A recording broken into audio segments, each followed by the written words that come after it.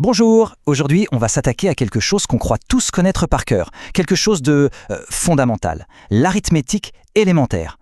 Mais vous allez voir, derrière l'évidence se cache toute la beauté de la logique pure. Allez, on plonge. Voilà. 1 plus 1 égale 2. C'est sans doute l'une des toutes premières vérités qu'on apprend dans la vie, pas vrai? C'est une certitude. Un fait aussi solide que le sol sous nos pieds. On l'utilise tous les jours sans même y prêter attention. Et pourtant, c'est sur cette simple affirmation que repose une bonne partie de notre monde. Mais justement, et si on s'arrêtait une seconde?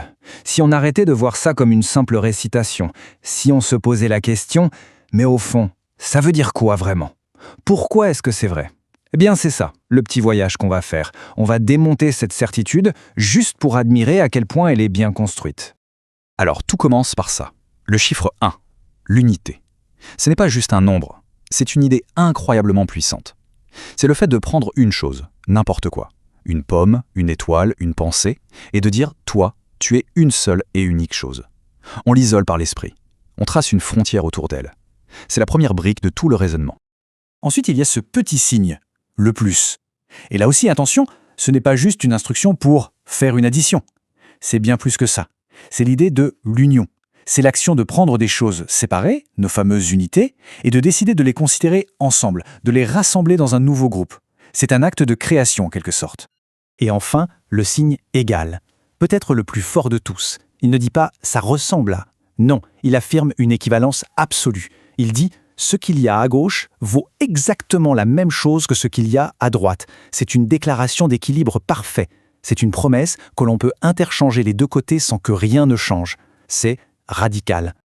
Bon, maintenant qu'on a nos outils, reconstruisons l'opération. C'est simple. D'abord, on isole une unité. C'est notre premier 1. Ensuite, on en isole une autre, bien distincte de la première. C'est notre deuxième 1. Et enfin, on applique notre concept d'union, le plus, pour les fusionner en un nouvel ensemble. Vous voyez, ce n'est plus de la magie, c'est un processus logique, étape par étape. Et le résultat de ce processus, cet ensemble unique, qui contient notre première unité et notre deuxième unité. Eh bien, le nom qu'on donne à cette nouvelle idée, c'est 2. Le chiffre 2 n'est donc pas une réponse qu'on trouve au hasard, c'est la description, la conclusion inévitable de notre raisonnement. C'est le nom qu'on donne à cette nouvelle réalité qu'on vient de créer. Alors pourquoi se prendre la tête avec tout ça? Eh bien parce que cette logique toute simple, c'est littéralement la fondation sur laquelle on a tout bâti. Le commerce qui compte l'argent et les marchandises repose là-dessus. L'ingénierie qui construit des ponts repose là-dessus.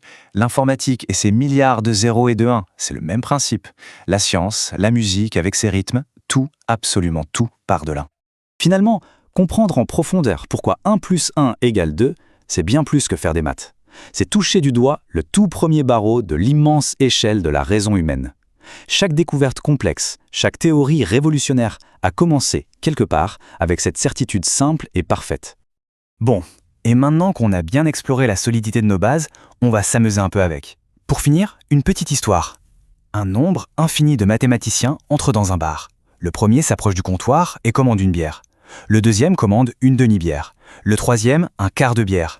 Le barman les interrompt, il soupire et il pose 2 bières sur le comptoir en leur disant « Vous devriez connaître vos limites. » Et oui, parce que la somme de cette série infinie, 1 plus 1 demi, plus 1 quart, plus 1 huitième et ainsi de suite, tend exactement vers 2.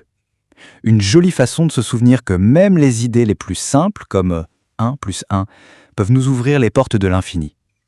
C'est ça, toute la magie.